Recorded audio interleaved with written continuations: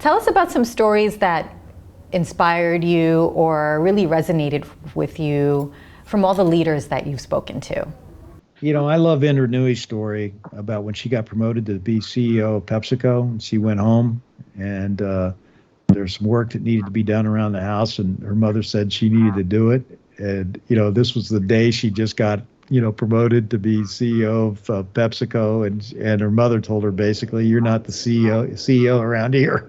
You know, I thought that was great. But that's one of the reasons why I think we all need people to keep us humble. You know, one story that I absolutely love is a story about Mark Messier, who is a Hall of Fame hockey player. He went to play hockey for the New York Rangers, and they had not won a Stanley Cup for 50 years. Okay. And when he walked in the locker rooms, some of their uniforms were on the floor, okay? And he made everybody pick up their uniforms, okay? And he says there shouldn't be any Ranger uniform on the floor from here on out. And his whole thing was, you know, building pride. You know, one of the things you have to do particularly when you go into a turnaround situation, is you got to build pride and you got to build belief, okay? And, you know, one of the things that happened with the Rangers is that he brought in, you know, he'd won a lot of Stanley Cups. He had that belief that that's what it was all about. And then when they brought in a new coach that shared that belief, they were able to turn that whole mindset around and getting people to believe. You have to believe. You have to believe.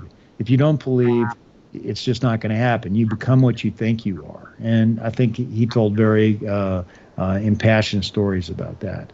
Another one's Anil Bhusri from Workday. He and his partner, Dave Dunford, they interviewed the first 500 people they hired at Workday because they wanted to make sure that the culture was lived by the people that they hired. Okay.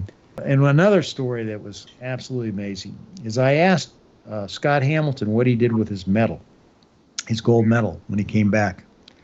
And he said, I went to this thing in Denver. I went to this event, and they had all the Special Olympics kids who won medals there. And I looked out at these people. Some of them didn't have arms. Some of them did. You know, they were all handicapped in significant ways. And I said, what have I done? And I said, well, where's your medal? He says, it was at home in my sock drawer.